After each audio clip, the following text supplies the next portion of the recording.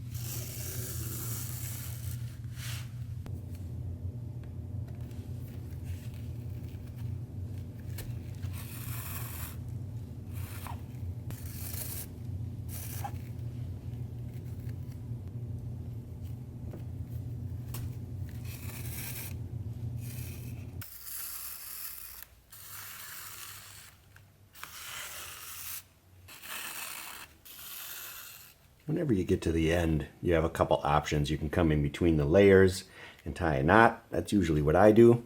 Or you can go to the end, back stitch, go forward a little and back stitch. Whatever you need to do to lock these stitches in, really.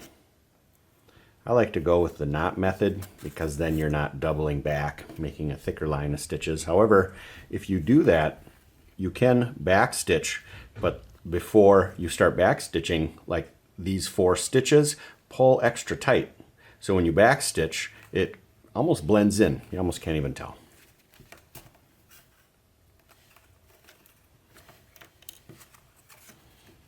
So for me, I'll just go in between the 2 layers and tie a little knot. I'll put a dab of glue on that too, just to make sure it stays real well.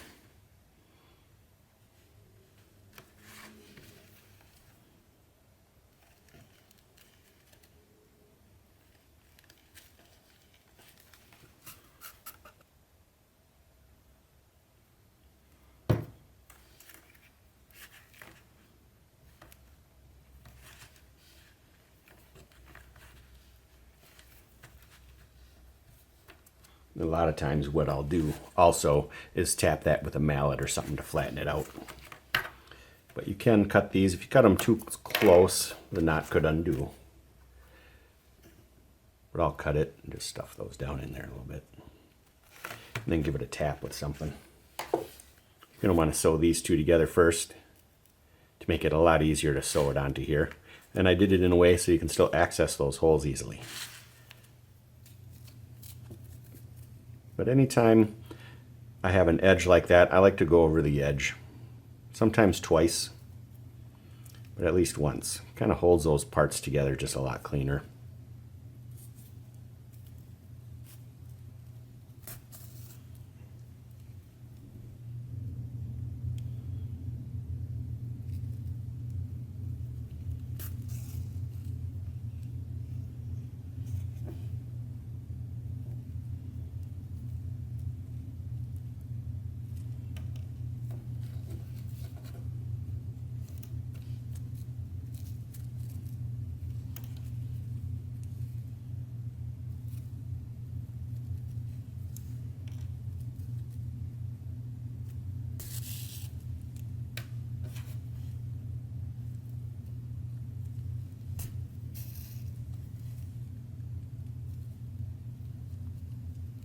One other thing I like to do, if I plan on back stitching on this side, I'll actually, even though I don't need to, back stitch so it's doubled up and mirrors that side. I think it just looks a little better if it's everything's mirrored or what have you.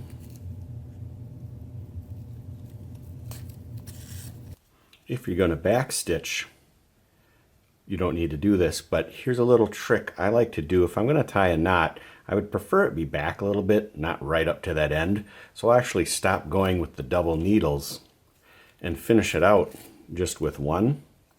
But if you're careful, you can still fall on the right side of that thread so it looks real nice.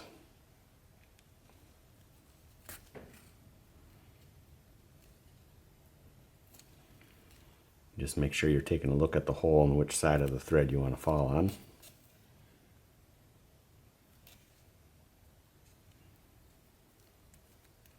Come in between, and I'm actually going to go back a stitch with this one. Everything's covered so that they're not coming from that same hole. And now that knot will be tied a little bit back further, a little bit of glue, and be good to go. Since these stitches are hidden, you don't have to do that double needle. You can if you want. But what I like to do is I'll tie a knot. I want it to go underneath right here. So I actually start just by going through one of these layers and leave that thread the end where I want to tie that knot.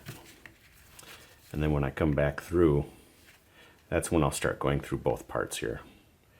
Just take a look, make sure you're hitting that right hole.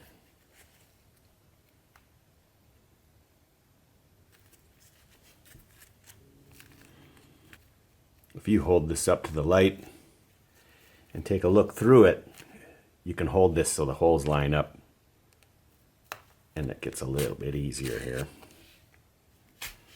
Well, you could stop. I'm going to go around again so that it figure eights through each hole like the rest of these stitches. Just holds it a little bit tighter, a little better.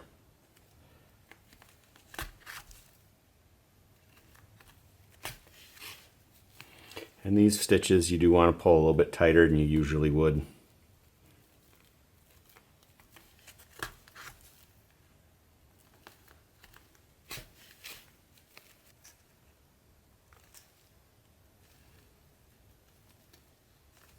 Careful not to scratch down as you get the needle through there.